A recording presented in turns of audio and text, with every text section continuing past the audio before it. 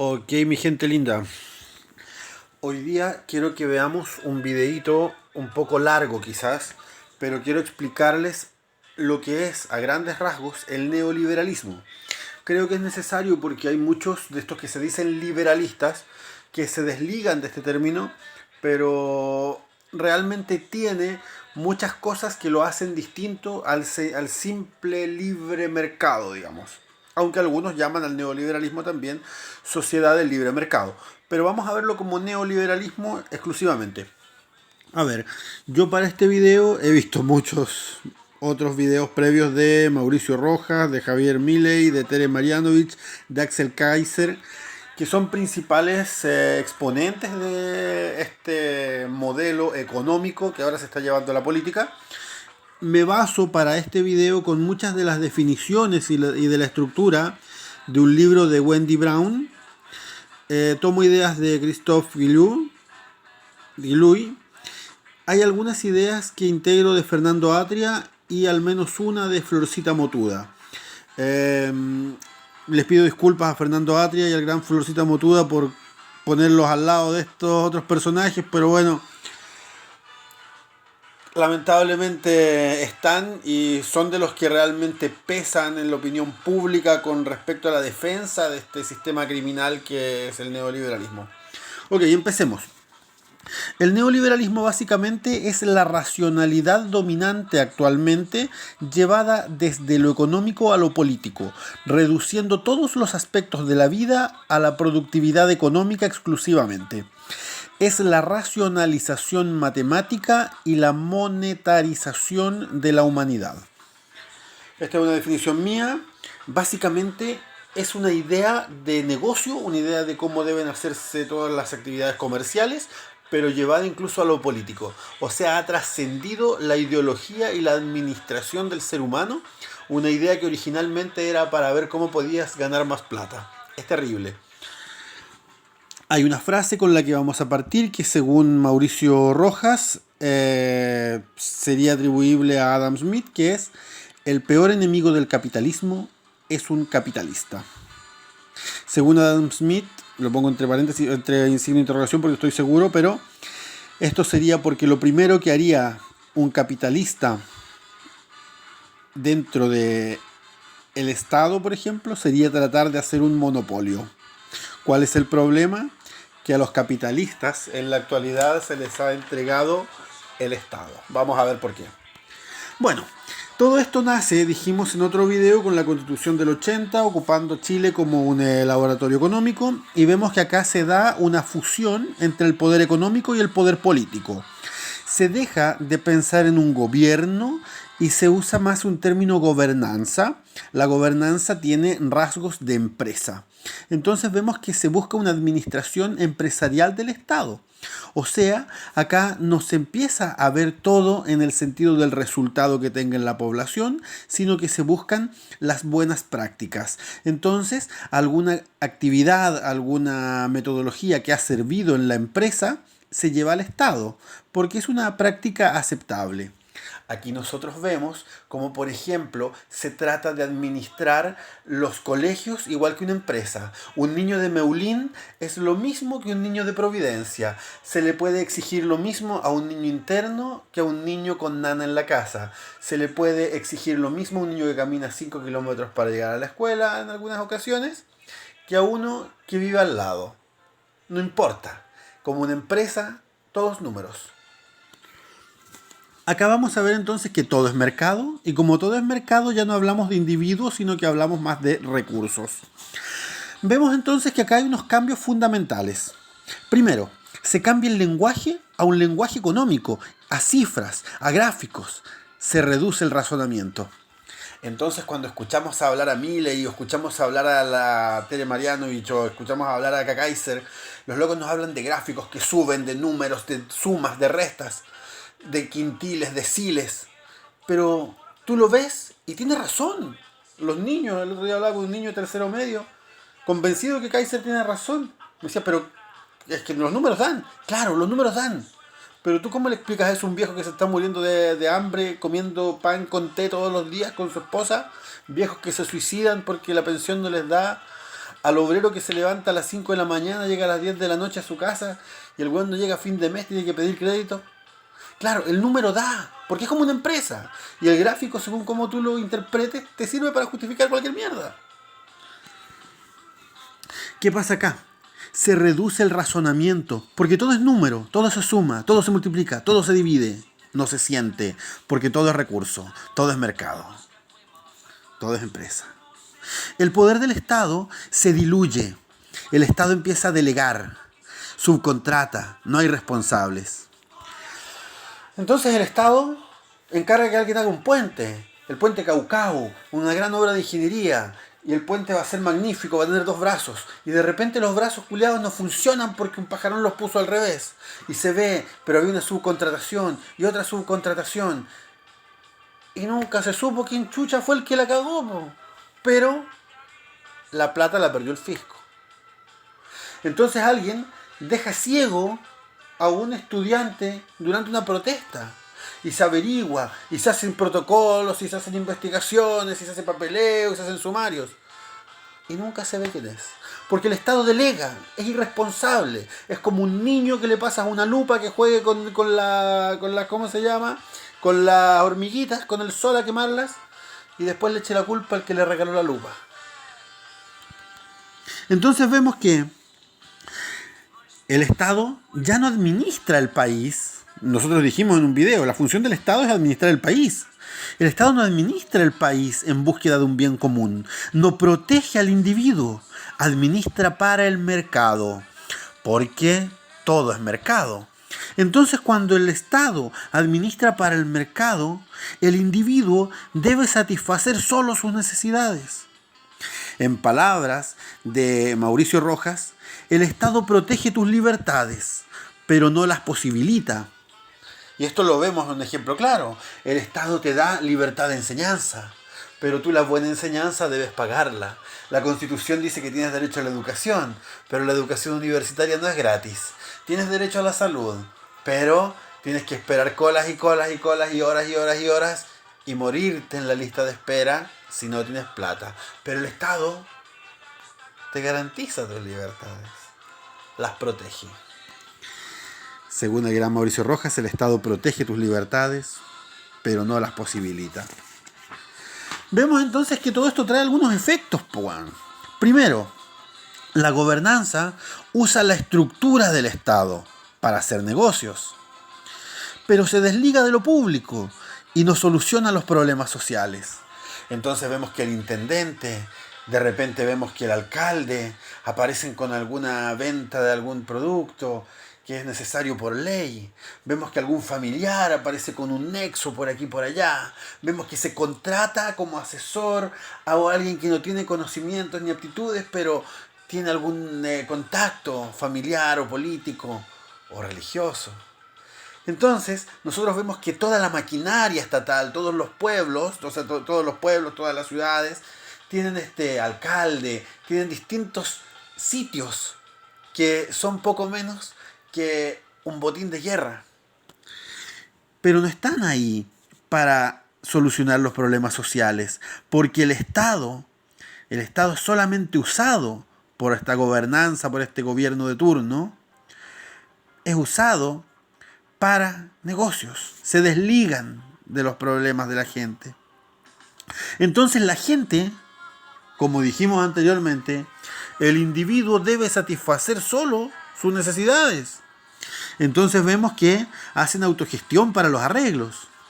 Yo del liceo en Dalcahue, igual que muchos otros profesores en Chile, pintaba la sala de clases con mis alumnos. Si se rompe una puerta, de repente tiene que andar el profe ayudando a cambiarla. Algún profe que se paletee con ir a comprar un vidrio que está quebrado. Porque si tú esperas que la MUNI lo resuelva, tienes que mandar un montón de oficios y no llega nunca. El Estado está de adorno. Pero el individuo lo arregla. Autogestión para los arreglos, completadas para un beneficio, bingos para un enfermo, teletón para los niños con problemas de motricidad. Entonces esto se toma como algo normal, y el individuo ve que las cosas no funcionan, deja de creer en el sistema. Y cuando deja de creer en el sistema también deja de creer en sí mismo. ¿De qué sirve que proteste? ¿Qué mierda puedo hacer en este mundo culiado, país de mierda, gobernantes corruptos, conchas de su madre? No puedo hacer nada, po, weón. Todo el tiempo ha sido igual, mis padres pelearon por lo mismo. Y antes a mis abuelos los torturaron probablemente, po, weón. Entonces, se da esto de la desesperanza aprendida. No sirve de nada que yo haga algo porque mis actos no tienen efecto en la sociedad. Y se da la indefensión aprendida. No tengo quien mierda me cuide. Si la policía culiada me roba, me maltrata, no sirve de nada reclamarle a ellos. Entonces el individuo se autoaísla, no participa, se abstiene de la política. Y aquí vemos que se vuelve un ciudadano sin derechos, pero con deberes. Cumple, paga. Deberes. Y aquí nosotros vamos a ver que se fortalece la ley, pero no la justicia. Entonces tú reclamas, conche tu madre, como mierda no me pasan plata si está la crisis, me echaron de la pega, weón. Hay una demanda, se gana una parte, se gana otra parte. Tribunal Constitucional, cagaste. A mí me echaron por discriminación, le gané la demanda de Gerra. Y yo confiaba en volver y más encima Gerra hizo unas declaraciones que probaban que había discriminación religiosa en mi contra.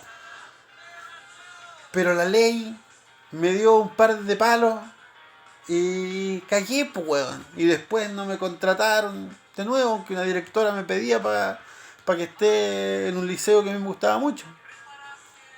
Cagas, pues, weón. Porque la ley es más fuerte, aunque no sea justa. No se fortalece la justicia.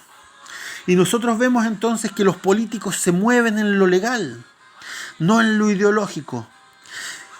Se mueven en lo empresarial y no en lo social.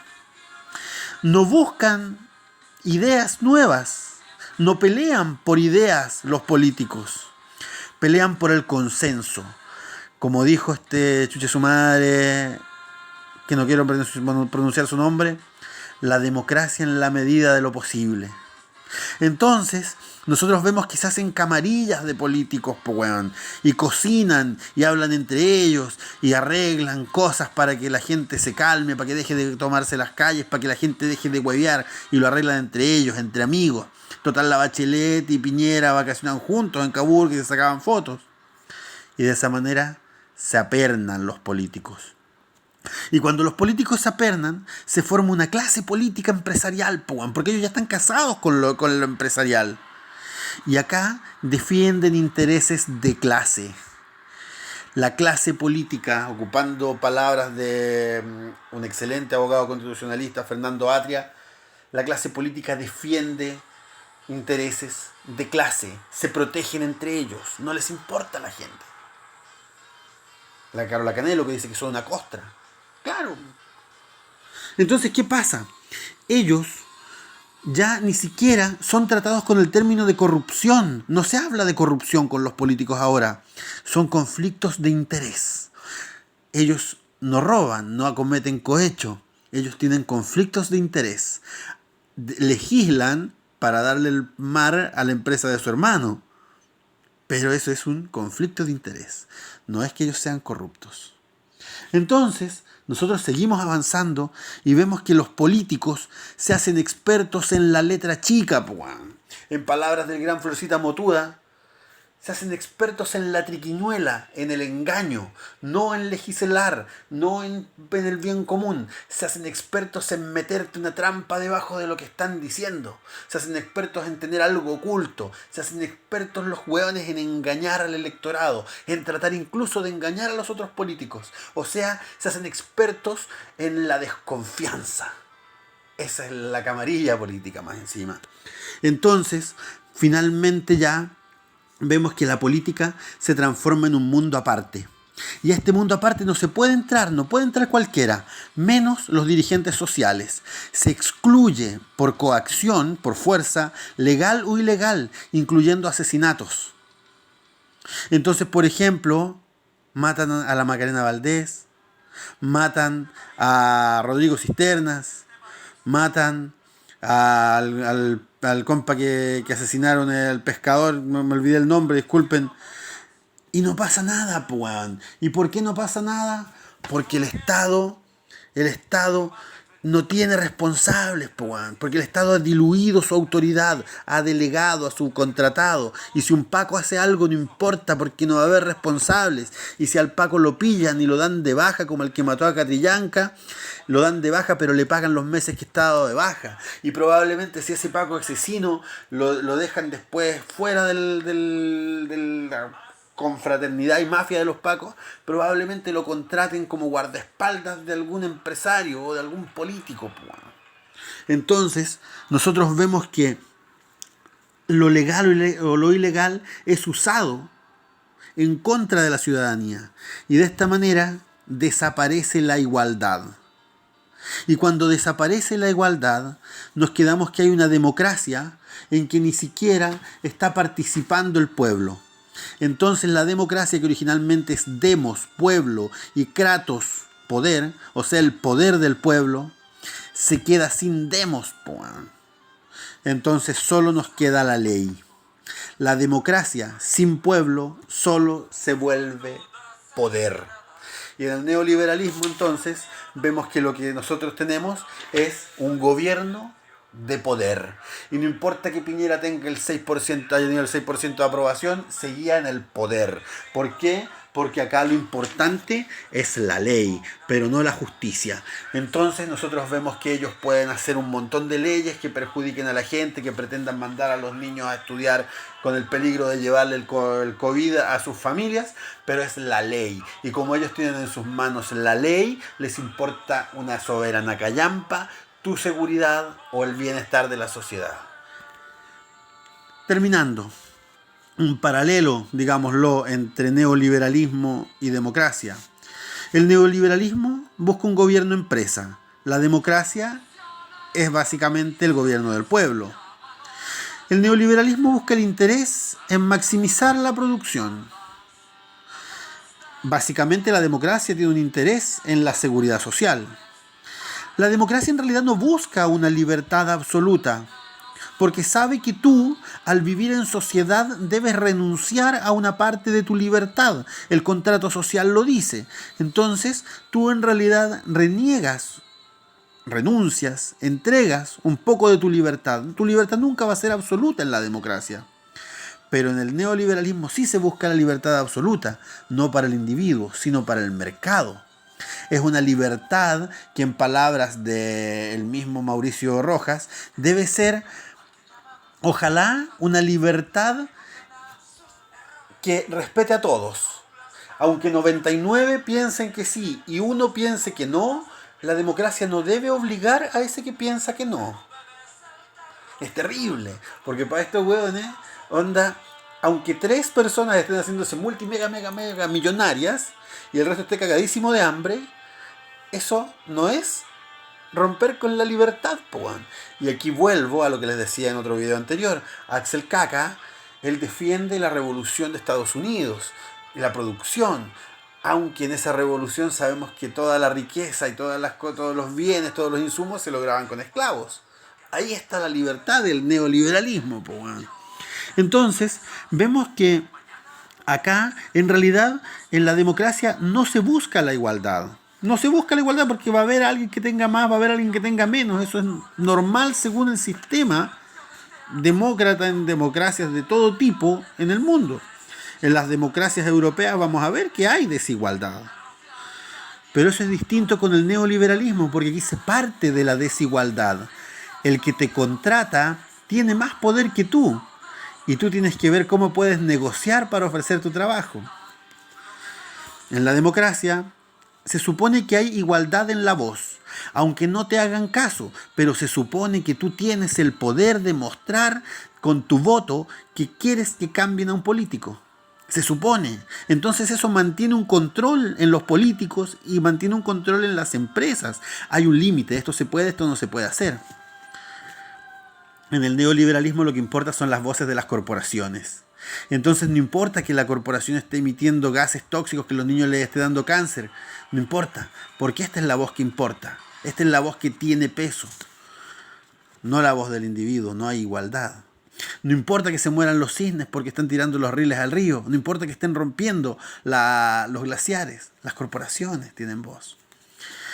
Entonces vemos que acá había un homo politicus, un hombre que busca interactuar de forma política en lo social, un hombre social. Pero en el neoliberalismo es un hombre económico, donde el hombre económico puede y debe venderse. Él mismo es un producto que tiene que intercambiarse en el mercado.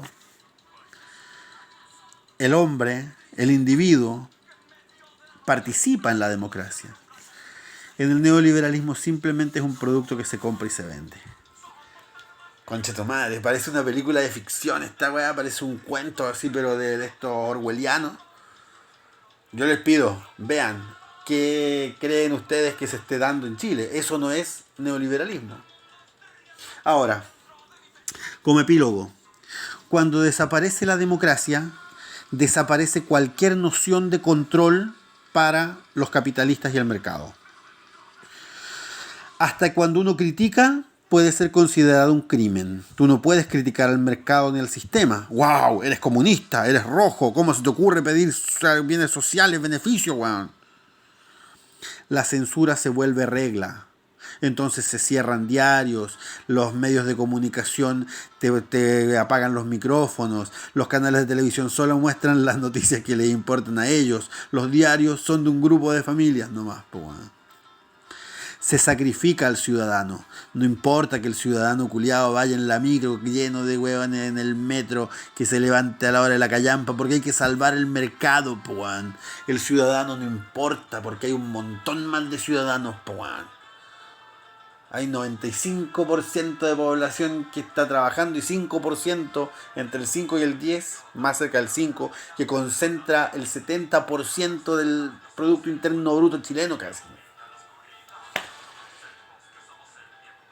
De la riqueza del país. Entonces, ¿qué mierda importa, po, weón?